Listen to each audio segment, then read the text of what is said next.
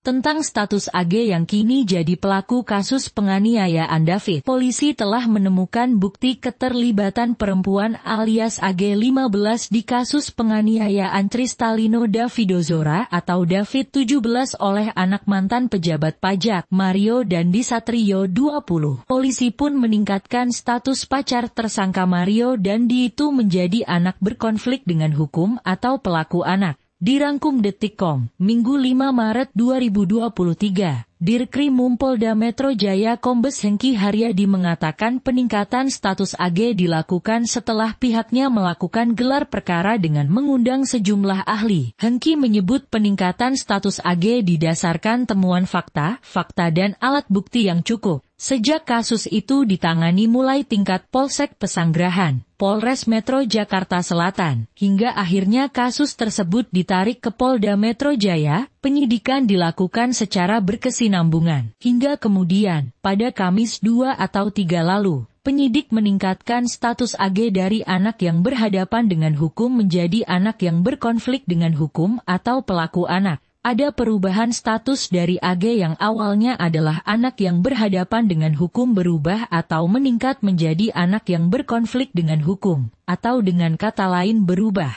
menjadi pelaku atau anak. Jadi terhadap anak di bawah umur ini, tidak boleh dibilang tersangka ya, ujar Hengki Haryadi dalam jumpa pers di Polda Metro Jaya, Jakarta. Hengki memastikan penyidik akan tetap memperhatikan penanganan kasus yang dihadapi AG yang secara formil diatur Undang Sistem Peradilan Anak dan secara material diatur Undang Perlindungan Anak. AG sebelumnya berstatus sebagai anak yang berhadapan dengan hukum atau saksi, namun kini meningkat statusnya sebagai anak yang berkonflik dengan hukum. Sesuai Sistem Peradilan Pidana Anak, anak yang berkonflik dengan hukum adalah istilah bagi anak yang melakukan tindak pidana atau pelaku atau tersangka anak. AG tidak ditahan meski telah ditetapkan sebagai pelaku anak. Dirkrim Polda Metro Jaya Kombes Hengki Haryadi mengatakan, masalah penahanan anak sebagai pelaku mengacu pada Undang Sistem Peradilan Anak. Ada aturan secara formil yang memang harus kami taati yaitu amanat dari Undang Sistem Peradilan Anak. Kalau kami tidak melaksanakan kami salah,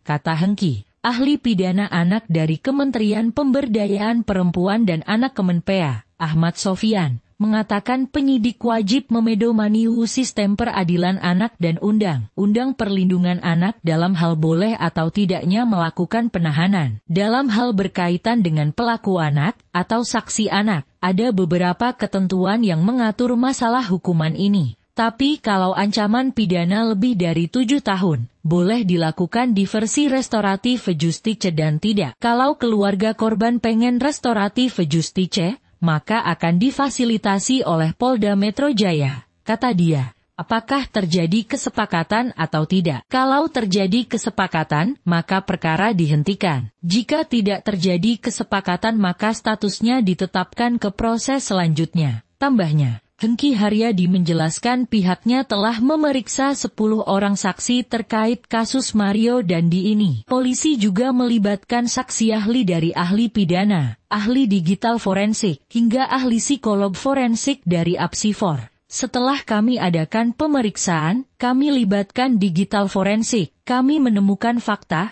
baru, bukti chat WA, video yang ada di HP, ujar Hengki. Selain itu, penyidik juga menemukan rekaman Cecet EV di lokasi kejadian. Dari Cecet EV inilah tergambar peranan para tersangka dan juga saksi yang ada di TKP. Kami menemukan Cecet EV di TKP, sehingga kami bisa melihat peranan masing-masing orang yang ada di TKP tersebut, katanya. Jeratan pasal bagi AG. Baca di halaman berikutnya. Hengki Haryadi mengatakan pihaknya menjerat AG dengan pasal berlapis. AG diduga melakukan pembiaran terjadinya penganiayaan terhadap anak AG.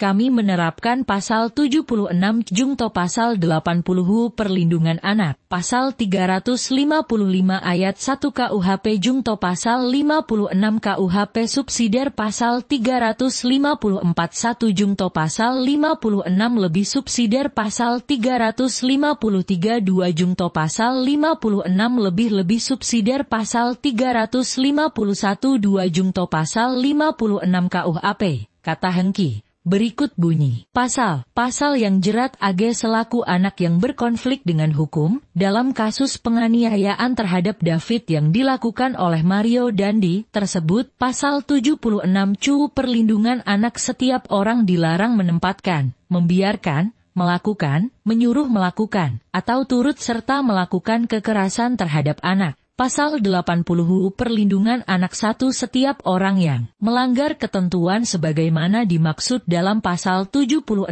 dipidana dengan pidana penjara paling lama 3 tahun 6 bulan dan atau denda paling banyak Rp72.072 juta rupiah. 2. Dalam hal anak sebagaimana dimaksud pada ayat 1 luka berat, maka pelaku dipidana dengan pidana penjara paling lama 5 tahun dan atau denda paling banyak Rp100.000 juta rupiah. 3. Dalam hal anak sebagaimana dimaksud pada ayat 2 mati, maka pelaku dipidana dengan pidana penjara paling lama 15 tahun dan atau denda paling banyak Rp3.003 miliar rupiah. Bunyi pasal 355 KUHP 1 penganiayaan berat yang dilakukan dengan direncanakan terlebih dahulu, dihukum penjara lamanya 12 tahun. 2. Jika perbuatan itu menyebabkan kematian orangnya, si tersalah dihukum penjara